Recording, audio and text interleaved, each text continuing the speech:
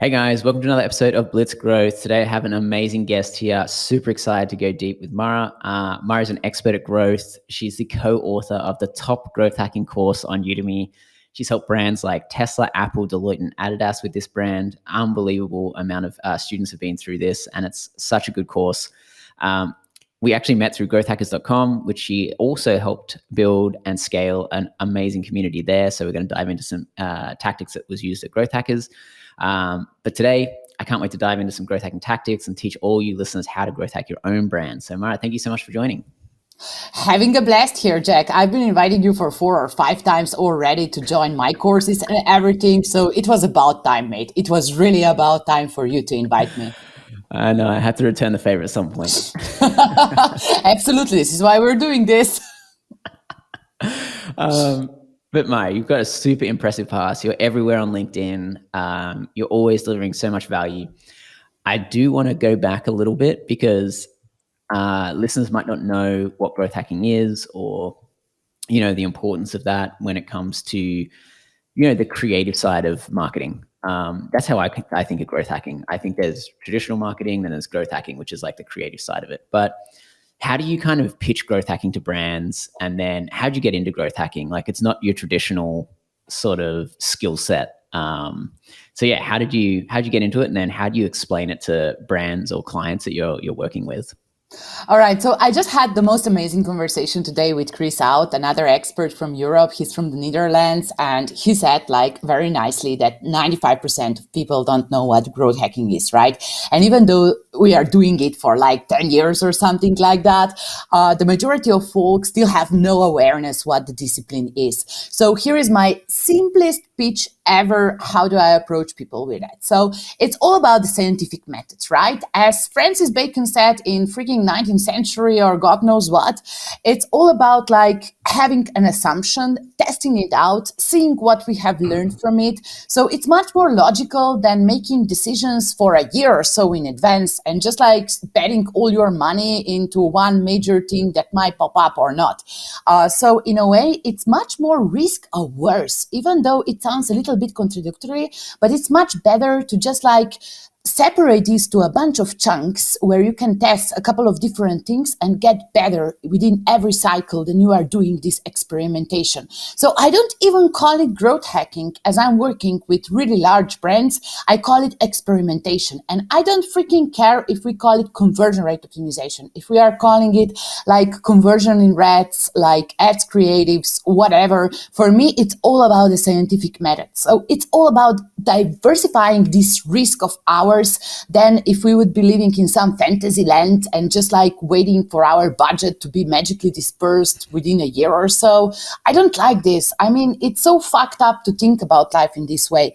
So that's why I always start small, doubling down on whatever is working well, and eventually we get better. And if you see life in general, it's the same thing. For example, if I had a goal that I would want to wake up at 6 freaking p.m. in the evening or something like that randomly, I would probably test a couple of different ways how I could do that. So in that way, it's very natural. And apologies for this huge rant of mine, but yeah, I just see this huge discrepancy between, whoa, what that buzzword is, and between, hey, it's very logical, everybody should be doing it. Yeah, I think it's a good way to break it down like that, actually, because it is a bit of a buzzword, growth hacking, but I don't think many people actually know what it is. But breaking it down as in running a bunch of experiments is a good way to put it. When it comes to, I suppose, understanding what growth hacking is, what sort of experiments do you usually suggest for brands? Let's break it into 3 types of brands too. So experiments that you would do for e-commerce, experiments that you would do for SaaS, and experiments you would do for content creators or digital products. Love it. So this is going to be a practical question. Yeah, this is going to be a practical question, but just 1 or 2 tests that you would suggest for each one of those 3 businesses. Totally, totally. So I'm all about like delivering quick wins, right? Because when it comes to management and just like the C-level, they don't have the patience to necessarily have a quota or something like that for you to eventually deliver. You need to prove your words relatively quickly. So for the e-commerce, I would definitely go with UGC and influencer marketing, like testing this in ads, different creatives. And it would probably turn out much better than if I just put my product on a blank canvas and see whatever happens. The second thing that I love in e-commerce right now is SMS marketing. I mean, it sounds retarded, but tell you what, like open rates of emails are like 30% at best, right? Do you know what is an open rate when it comes to SMS? It's freaking 93%. And click-through rates are like 30 to like 60% even sometimes, right? So when it comes to cart abandonment and you have the opportunity to just like generate a couple of those phone numbers, I would definitely test this out. I'm so looking forward to test this out with some of my clients in Q4.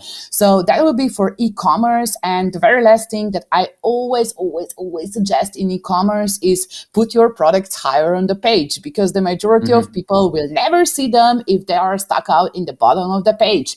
So I'm very heavy on conversion rate optimization, because lately, I mean, you know all about this, Jack, the ad space got so freaking expensive and we don't know the shit what we are tracking there. So it's so more profitable to just like invest in conversion rate optimization than doing something else. Right. I'll go back to your question and leveraging this for software as a service businesses. So the first thing that I would do is just like increase signups for free trials or whatever your product-led growth model is right there. I would test a bunch of stuff when it comes to different offers, different call to action, and I would actually work religiously on onboarding process, because onboarding process and all this like stuff when it comes to onboarding new users is like make it or break it moment, right? This is where things can go radically wrong. Yeah. And when it comes to SaaS, I would also be very prone on investing to some like LinkedIn ads or something like that. And I know it sounds horrible because like cost per clicks are like €5, $5 in your world, or even more expensive. But when it comes to like quality of the users that you are generated at, I would really love to people to try this channel and not just like gossiping around how expensive is it, because it can be quite a powerful channel if you nail the offer and you know whom to target.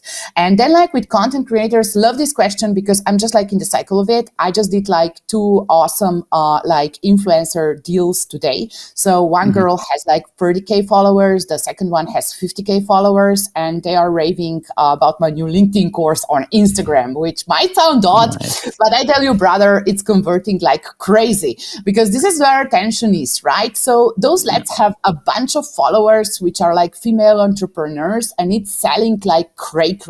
So affiliate programs, influencer programs, whatever you can do in terms of making somebody else wealthy is very beneficial. And I'm actually generating video testimonials as we are speaking, right? So before we started to record this podcast, I just like sent a bunch of emails to people who have already tried the course that I will give them like a free pass for a friend or 50 off for a friend if they just like spend 2 minutes and record a video. Why did they enjoy the course? So this user-generated content is forwarded right back into where we started with the e-commerce. Love this. It's converting so well. I mean, the platforms and the traditional media lost all the trust, whereas people-to-people business is thriving at the moment.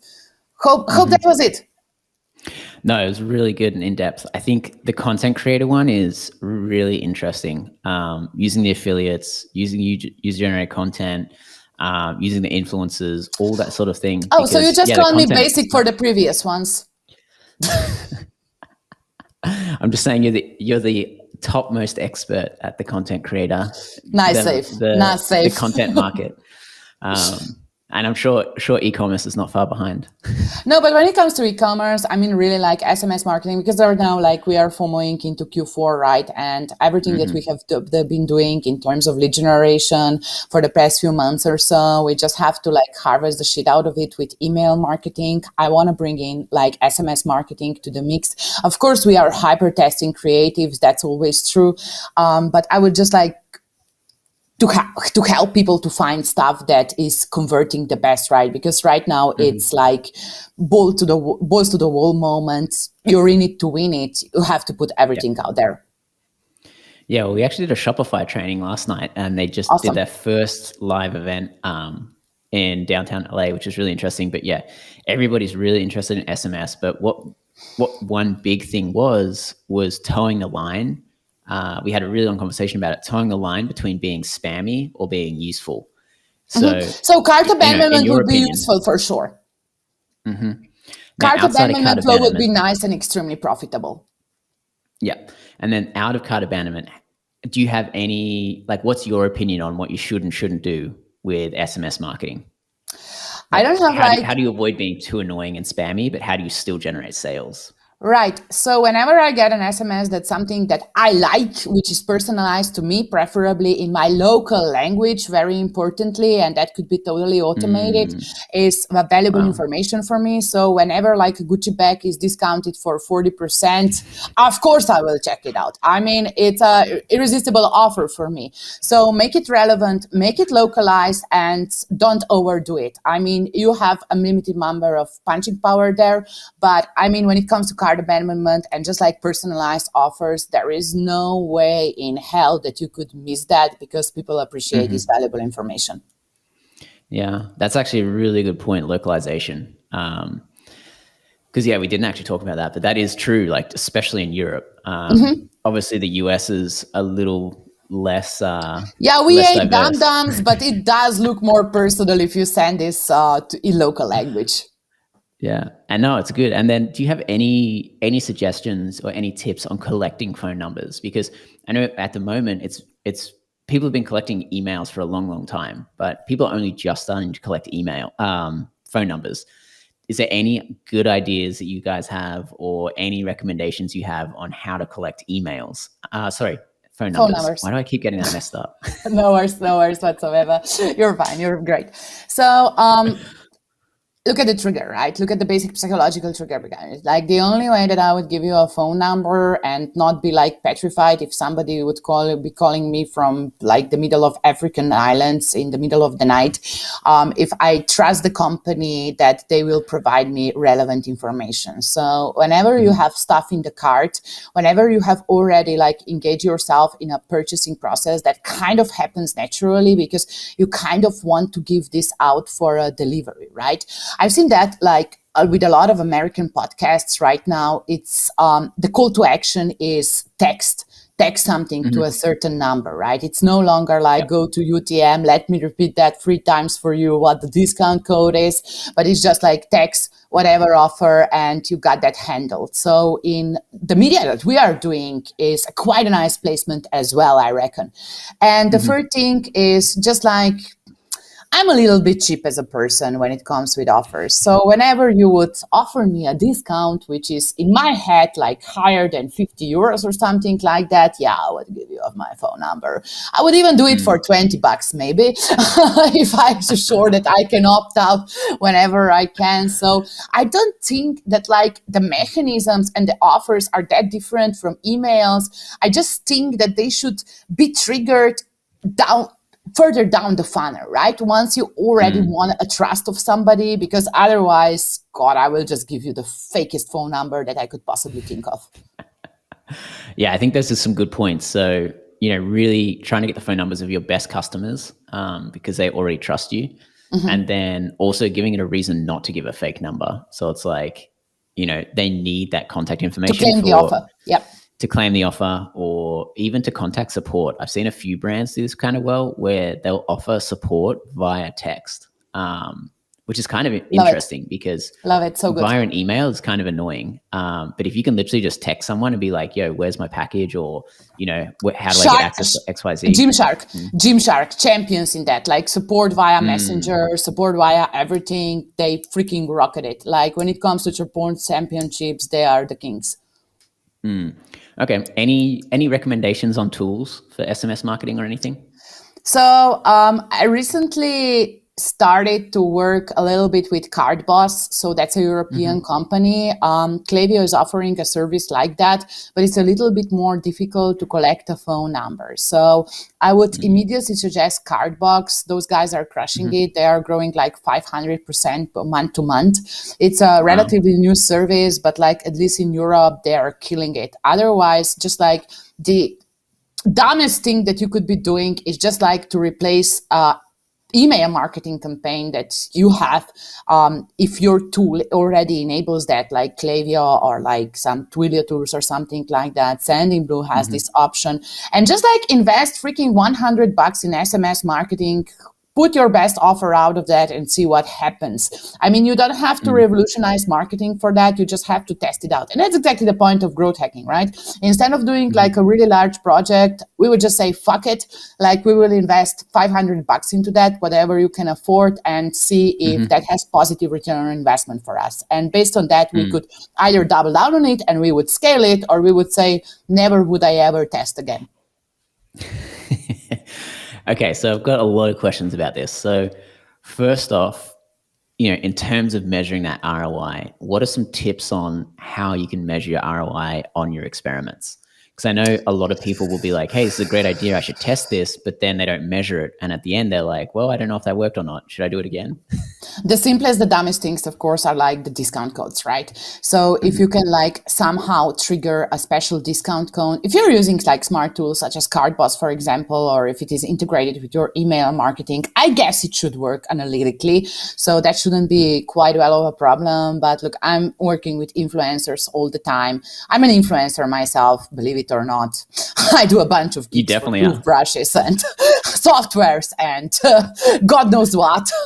My dogs are even influencers. So yeah, we're harvesting whatever deals we can have, of course, like it's our lifestyle. Nice. Why not? No, it's just like playing the game, because like, you know what I will tell you? You get a bunch of awesome briefs that help you with business if you are also offering influencer services. So you won't believe how much did I learn by just like doing some of the influencers gigs myself. I literally got the briefs from like amazing brands that I would never ever otherwise seen. So yeah, that's, I wouldn't say a life hack, but I learned a ton out of this. That's actually a super interesting point, because all of those people reaching out to you, if you have a product or if you're facilitating a deal or something, you already have all that contact information. So that's genius. That's a growth hack in itself. I remember yesterday, sorry, go. No, go ahead. Yesterday, what? I was going to say, yesterday, I know we hung up and you were about to go shoot all your Gucci bag unboxing videos. I did it. Did they come out well? Did they look good? Yeah, they're genius. I just haven't published them yet because I do invest in content creation as well. Jack, I'm not making my husband record me doing all the weird stuff in life because I would like to remain married. I like to hire professionals to do the job for me. I think, that opens up another bunch of questions, but, the level of content creation, like the quality requirements, I think are increasing, but I would love to know your feedback on how brands or even how individuals like influencers can kind of keep up with the quality of the demand from consumers, and any tips to kind of like fake it till you make it if you're just starting out with your influencer career, or you're just a brand who's just kind of starting out and you don't know you can't pay, $500 for someone to come around and take a photo. Love it. Any tips on that? Such a great question. So I would start by spending a bunch of useless time on TikTok, right? Because production-wise, everything remains the same. Like it's just like this genius attention-grabbing moment and very short clips because our attention spans are just wrecked. They are plummeted. So I would definitely keep the format within like 15 seconds and just like have this great trigger in the beginning. So something happening, something dramatic going on, and then like work from that. So the way how videos are done on TikTok, it's moving to freaking Instagram. I mean, just like I've seen the cooking recipes recently, right? So before like cooking episodes, hey there, I will put this in my pot and then I will boil my pasta for 15 minutes. Right now, like everything goes into 15 seconds and it's goddamn gorgeous. Nobody got time to like watch you cook pasta for 15 minutes. So that's like the first learning that I have had. The second one is is that like you should really invest in your home studio apartment right now. And we are recording, and I see like Jack here having the phone as well. I have my ring light, so you can see like the circles in my eyes. So like this is a couple of $100 that will make all the difference, right? So definitely have your home studio. You can do a lot of stuff once you invest a little bit in the equipment, and that's like one of the best investment that you will have. And the very first thing that I would suggest is just like watch a bunch of influencers, steal their filters from the Instagram. So whatever they are using, you should be using as well, and just like copy as a sir or a lady that you are. So don't try to reinvent the game. People have been doing it for quite a long. So as long as you catch up the momentum and maybe like bring a little bit of your creative juices to it, that's awesome. And it does help if you have dogs or cute pets at home. So whatever you can use it. They're an investment. Ongoing investment. Destroyers of slippers. No, that's some good points. And I do think, lighting is the easiest place to get a huge amount of win when you're shooting content, whether it's of yourself, whether it's of your products, whether you're filming a course or whatever it is. The lighting is one of the biggest ways that you can make it look lot better. But yeah, actually diving into content creation, like, let's go back to your course for a second. And, all right, can't wait. 51,000 students, that's a lot of students, but how did you get into this? Why did you decide to make a course on Udemy? Like there's a lot of options out there, and I know you've done a bunch of stuff with other platforms, but walk us through why you decided to make a course on Growth Hackers, what it was like having, other authors in the course and how that was beneficial, and then why Udemy? Right, let's start from the beginning. So I was a stupid youngster. I was maybe like 23 years old or something like that. And I faced a challenge that I have to sell a piece of hardware to the US. And I mean, I was gagged. I've never been to the US. I don't know everybody from US. And it was just like I came directly out of college and they made me sell some shit that I didn't even understand in the US. So luckily I ran into this Udemy course, which was pre-existed, and I binged it. I mean, I binged it like it would be the 5th episode of Suits. I just indulged it. I got totally into that. I ate it. So after I finished it, I applied this to a business, and it resulted in a semi-successful Kickstarter campaign, right? So we raised, I think, $200,000 or something like that. Nothing huge, weren't even millions. But I somehow had this drive to document the journey, right? So I took all the screenshots, I shared a bunch of learnings, because I just didn't want anybody else to go throughout this relatively traumatic and full of bullshit discovery that I had to do when I was freaking 23 or 24 years old. So from that on, I somehow caught the attention of the main instructor of the course. So that's Davis. He's was originally Chicago-based, now he's in Texas. And he invited me to co-teach with him after seeing all the stuff that I was producing content-wise. Documenting my journey, like literally, like Gary we say, documenting my journey. That was a game changer. So I was kind of invited. And after, like on Udemy, it's really easy because if you have like well-length course, I wouldn't say that the money just flies. So you still have to do like frequent updates of the course so that algorithm loves you forever. But if you're not messing with it and if you're not producing shitty content, I mean, it should remain that way because this is like the law of gravitation. Like whatever is big will only get bigger, right? So yeah, that was quite an easy one. But then I kind of felt a little bit discouraged by just like, on Udemy, you get maybe like $10 per sale, and out of that, like if you're constructing, my net revenue from that is like maybe $3. And love the size. I mean, the scaling is so great. I got a bunch of like consulting opportunities out of this from big corporates because they were engaged in Udemy course. But like profit wise, it's been a better lead gen channel than just like passive income, because you see me, I'm not drinking margaritas at Bahamas. I'm still here. So yeah, I was trying to invent somehow like better, like smarter passive income products, right? And it took me a while to just like figure it out whether I should be selling on marketplaces and let somebody else do the marketing. But luckily, I'm soft-hearted. Like, I'm extremely soft-hearted person. Whoever will reach out to me will probably get to chat with me. Probably will go on a call. So yeah, I'm a softie. So eventually, I kind of build this audience that is responding well if I'm sharing and if I'm selling my own products. So that has been like a recent transition. In between, we were still like caught in the marketplace sector and we didn't have full control of the marketing.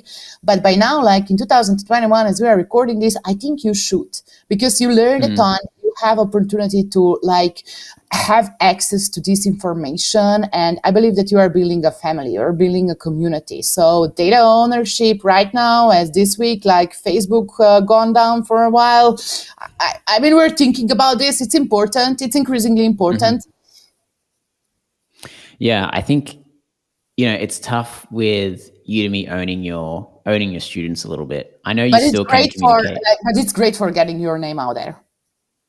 Yeah, and I think you've done an amazing job, because this is actually a paid course as well. So 51,000 students with paid course, that's even crazier, because I know we have some free ones on Udemy, and it doesn't really generate anything, and it's more so for the branding point of it and to help people out with basics and getting started.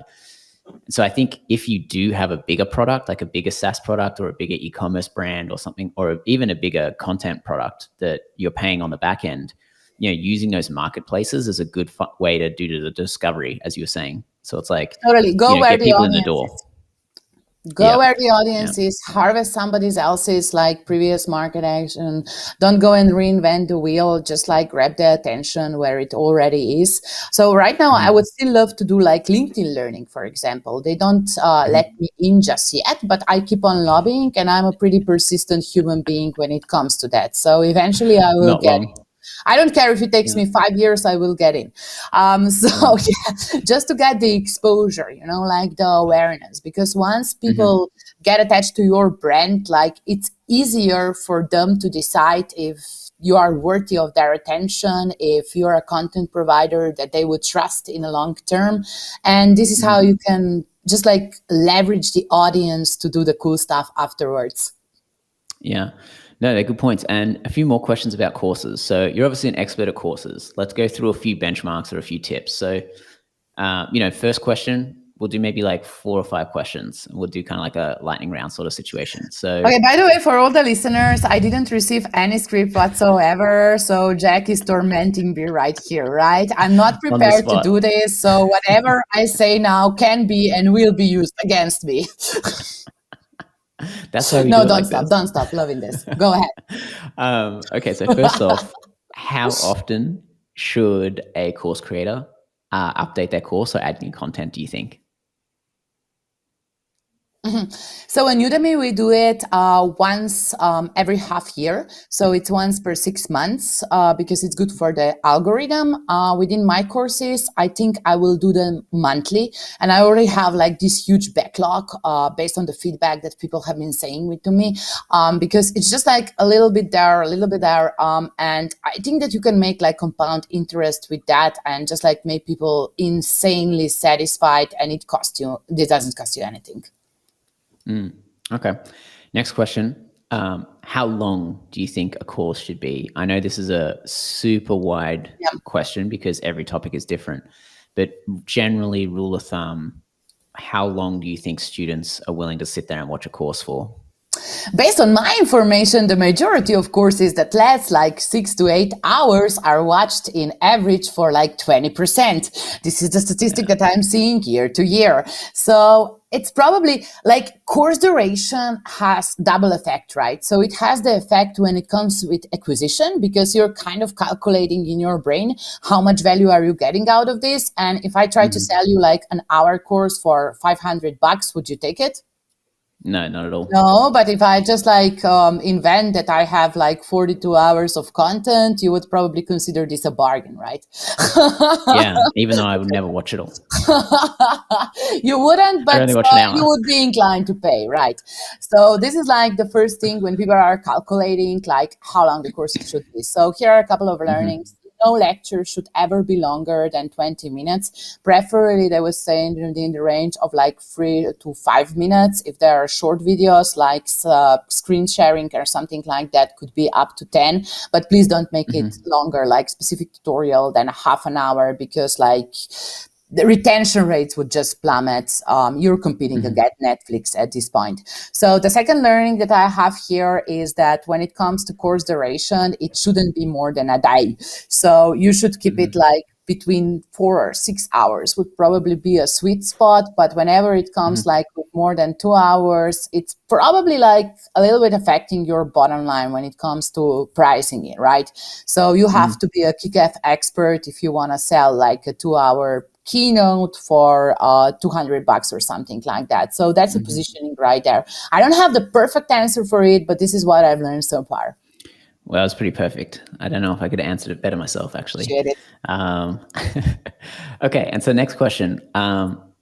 Say someone's starting out and they may be an expert in an area. What are kind of some of the first steps that they should take for creating a course? Because a course is great because Love it. it's, you know, there's a low amount of investment needed to potentially generate a lot of not only sales of the course, but also, as you were mentioning, leads and opportunities. So how should someone who's got a skill set get started with courses? What are some recommendations? Love this question because I'm dealing with a bunch of different folks in course creation environment, right? So I have a fitness trainer who's like head of condition preparation for the basketball team in our country. I have like a doggy school, and they are like training dog professional athletes, which is very interesting, and they are making a fortune. I mean, they are killing it with this dog training. It's amazing. And then we have like all sorts of soul searching / alternative stuff. So I would say harvest your domain expertise. Harvest something that you have repeated 200 times already, and you feel like saturated, like you can no longer say the same message again and again. This is exactly the content that you should put in your course, right? Write those things down, try to shape a curriculum, like common lessons learned, and just like start by creating a blueprint, a mind map, a document, whatever suits your workflow of what certain lectures should be. So try to reverse engineer what you have done again and again and produces like valuable results for people, and try to reverse engineer it in a way that people could actually follow those steps. Blueprints are selling like crazy. Like a friend of mine has like earned 7,000 euros. That's like $800 approximately by sharing a spreadsheet yesterday in a couple of Facebook groups. So blueprints are the shit. If you have the blueprint to offer, this is so valuable. This is so amazingly valuable. And nevertheless, I mean, before you go and record stuff, you should really, really, really, really plan your content. Because the first time that I went recording, I was, and maybe like this is my personality or something like that, I was like, hey, I got this. I will be so good in front of camera. Surprised I wasn't. As soon as I saw the crew, I was just like surprisingly nervous, and I couldn't get my cool on. So I forgot everything that I was supposed to speak. And I was listening to the script of mine, like on the doggy walks, like I was listening to everywhere. Like if you woke me at midnight, I would probably recite it. But whenever I came to camera, I was just like, what? So they got to get me like a teleprompter. So I was reading for the first recording that I have had. So always have a blueprint written. If you're starting out, don't leave anything to the circumstances. If you're awesome, you can maybe bluff your way through it. But for me, like the teleprompter and my first shooting day was a lifesaver. No, it is interesting. So reverse engineer your chapters and your course sections, that sort of stuff. Practice once or twice before you do it. Teleprompters help. All those are great, great tips. In terms of the blueprints and the assets, what's your opinion on what should be included in courses? Like in terms of like extras, like this is the downloads, the calculators, the sheets, all that sort of stuff. What's some tips on including those, not including those, or what sort of things can you include as downloads or extras? Cool. So I'm a known slides hater. I work everything in Miro. I have Miro boards. They are available in Miroverse. And for me, just like guiding people from Miro is much more intuitive because I can embed a lot of documents into that. I can literally share whatever I'm using for my real work with them. And I just got like the coolest testimonial today from my LinkedIn course that I recently launched like 2 weeks ago. That it's just like taking a walk in your mind and just like doing everything is applicable, no bullshit, everything is something that you can apply immediately to business. And I've seen your courses, Jack, like they're the same. Basically we are trying to offer blueprints of something that we have done again and again and like provenly deliver results and try to narrow it down to steps that people can take. And this is the best type of content. This is like the future of education, if you ask me, those blueprints. So I can go and talk for 45 minutes about why I think that growth hacking is the future of marketing, but nobody gives a shit, right? You want to know how you will grow your business, how you will increase your sales. This is what you care about, and this is why I should serve. No, it's super interesting because I think it adds so much more value to the course when you give them just something to take away with. Totally. I'm seeing SOPs, standard operating procedures, adding in those as well is adding a lot of value. There's even some companies literally just selling SOPs like upfront for a one-time fee. So it's like, $49, get our and it's such SOPs. a value that you can get because you could otherwise like learn that by doing a lot of mistakes, a lot of expensive mistakes. Okay, awesome. I know we're coming up to time soon, so I've just got a few more questions. Already? I'm just warming up, mate. We'll do a second episode. Okay, cool. I think there's more stuff that we want to go over. I want to kind of keep this one towards the course creation, just because I know you've recently launched a LinkedIn course. This is probably at the top of your mind. In terms of marketing a course, this is one of 50% of it is making it. The other 50% or even more is on the marketing side. Absolutely more. So what are some tips on if I've just come out with a course, how do I market it? I know we talked a little bit previously about the influencers and the affiliate programs and stuff like that, but is there any other tips or tactics that you have or growth hacks on marketing a course? Here is the thing. I actually made more money in the first weekend of selling my individual course than I do yearly on Udemy, which was mind-blowing, right? Because at the beginning, I was just like, hey, I want to be break-even and maybe I will have consulting opportunities, but it exploded. It was so awesome. It was so great. And here is what I did. I had a very scrappy launch, but people from LinkedIn who work at LinkedIn said that it was one of the best launches ever executed. And I was like, boy, your standards are really low, but okay, I embrace it. It's fine. So this is what I did. I first wanted to offer to my community, which is already hooked on whatever value have I been delivering before. And contrary to the popular opinion that this should be your cash cows, I just said fuck it. I'm stupid enough to give you the lowest deal that I will ever offer for this course. So I give more than 50% off, and people were buying it as crazy. They were stocking it. I made literally more than 15K with 8 statuses on my social media completely organically. And it literally blew my mind because the offer was good. I had very, very, very good will from my community because I have been investing in community building since forever. And also the third thing, I think that people genuinely like to support what I'm doing, and I'm returning the favors on a daily basis. So whenever it comes that I have to go and do live support or whatever, I'm there for them. I honestly believe that I'm a genuinely nice person. Other than that, when it comes to organic launch, which kind of lasted for a week or so, right now I started to invest in channels. So I have a bunch of my influencer friends. I'm launching an affiliate program, and I'm already doing conversion rate optimization program for the course page. So this is how why I'm collecting testimonials, and I have 2 conversion rate optimizers to work on how we can make the page better. And later on, I will harvest the ads. And if I'm not mistaken, that's exactly the blueprint that we were discussing yesterday when we were recording for my Udemy course, which you also described, right? Is that correct? Similar. I think you said it better. No, but first grab whatever you can organically, just share the excitement that something is going on, like make decent teasers, say like that you put your heart and soul into that and that you are like totally proud to launch this. Have people who are excited as much as you are to share this launch.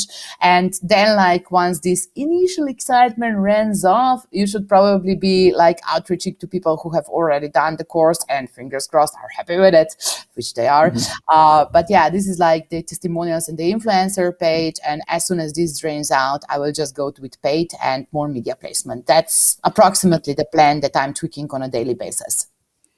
Yeah, and I know like organic is always going to be the most profitable, but I know a lot of work goes in prior to that. Now, if I am a new brand, if I'm a new person who's thinking about building a personal brand and creating a course, I would just go on marketplaces, because just like the store investment, hire a publicist and just like have a couple of like features before you launch your own course, or just like go to marketplaces and cross your fingers that the topic is going to be attractive enough that nobody's going to care about the personal brand. They're just going to be very excited to harvest the content. This is how I would personally track it. And I have been doing that as I was like 24 or something.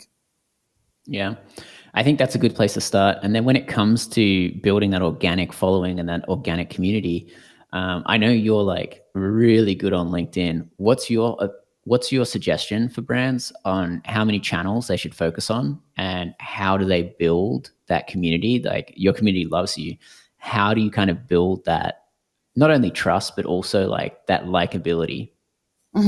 So I was saying, like, put yourself in the front line, right? Don't shy away from things. Just like consider yourself as a channel. So I have 5 Facebook groups that I'm leading, like a local growth hacking group and a couple of otherwise that I'm not comfortable of sharing on this podcast. I'm more of a lifestyle. But yeah, you would definitely want to position yourself as a community leader, because the community are saturated and sometimes it's much easier to create your own special space in the world than to just like argue with people who don't necessarily share the same mindset with you. So yeah, that's why I believe in community building. It's very important for me. The second one is just like provide shitload of value. You should be like perceived as an education channel for them. And when it comes to like the range of channels, I'm like on LinkedIn, I'm on Facebook, and I'm on Instagram. I'm no longer active in Twitter. I was when I was doing crypto a lot. So that was very important channel, crypto, Discord, and Telegram. That was like the holy trinity back then. But right now when I'm doing B2B, it's no longer that. So don't be afraid to just like abandon the channel if you don't think that it serves you well. Not necessarily saying delete the profile, but just like be focused, be laser focused on the stuff that is delivering value to you, and don't be FOMOing into the newest, shiniest thing that comes around. Observe it, think critically about it, and just like go there once you already kind of have the indication that something good business-wise could happen to it. And I think that we are like there with TikTok, right? So right now I'm interested in going there. As I tried it like a year and a half ago, I was just like, okay, I was lucky enough to get into Australia Shepherd Loop. So it felt gorgeous, but I had no idea how to apply this to business. Yeah, I think that's how all social platforms start, don't they? They just kind of make it really addictive, make it really fun, engaging, exciting, and then they figure out the business part of it afterwards. But this last question. Okay, so you love building communities. Communities are super important. We know this. And events. Events are very important in B2B. Okay, and events. Where should we be building our communities? Because I know, Facebook groups is obviously one that's worked really, really well. But as of recent events, should we be thinking about other platforms, other places? Where do you recommend building a community? So I always say follow the audience and make sure that you have a good retention/notification system to grab back the attention. So far, I mean, I have a couple of Slack groups, but they are relatively dead. I mean, product-led growth is not that. It's awesome. I definitely recommend it. But I have a bunch of Slack communities which are just like echoing their zombie groups.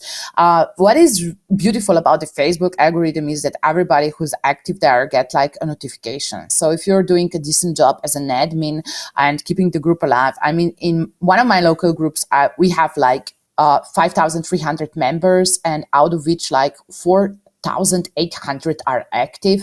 I mean, it's Wow. insane. It's insane. Like everything that you put there, like it just parameters because we are nurturing it so well. You can still do this on Facebook. It's not a problem. You just have to put effort into that and show up regularly, sometimes even engineer a little bit of engagement. So I'm actively recruiting people sometimes to post there. Good stuff there is. Good stuff to add value. Quality over quantity. I'm always like follow the audience and see whatever has like a good notification system, because LinkedIn groups right now are dead, right? You just forget that you ever joined. They are not appearing in your timeline. You don't have any notifications, so you can never, ever develop a habit that they exist. I luckily work in gaming community as well with some clients, and I'm on stuff like Discord and Twitch. And servers are awesome. I mean, they are awesome once you get into them. These are an awesome way how to keep the interaction. Ceteris paribus, if the audience has the habit of using them, because you as a content creator, you are not worthy of attracting people to a channel that they are not familiar to of using already. You will be in trouble. No, some great tips there. And to wrap it all up, Mara, where can we find out more? Where can we check out your stuff? Where can we follow you? How do we get involved in being part of your community? Yeah, sure thing. So I'm very active on LinkedIn and on Instagram. These are my favorite textures. I'm such a boomer. I'm not yet on TikTok. So that's it then. And just send me an email. I mean, I get a bunch of emails, but I spent way too much time doing emails. I love them. Again, a boomer thing of mine. So yeah, just find my emails. It's everywhere, and we can have a discussion ever since. I will probably complain that I don't have any time to schedule the meeting, but if something is interesting, I will probably pop up in the next day or so. You find time. I always make time for what's important. All right. Well, Mara, thank you so much for sharing all this value. That's been fun. Loved it. Yeah, it was a really good episode. We'll probably have to have another one about other growth hacking stuff because it's a massive topic. Everybody who's listening, go check out all Mara's stuff. I'm going to add all the links and everything. It's going to be great. Don't forget to give us a review, thumbs up, or just let us know if you're enjoying these episodes. Thank you so much. See you later, guys. Cheers from Europe. Hey guys, we put a bunch of effort into making great content for this YouTube channel. So please hit subscribe, leave us a comment, hit like, and tell a few friends about it.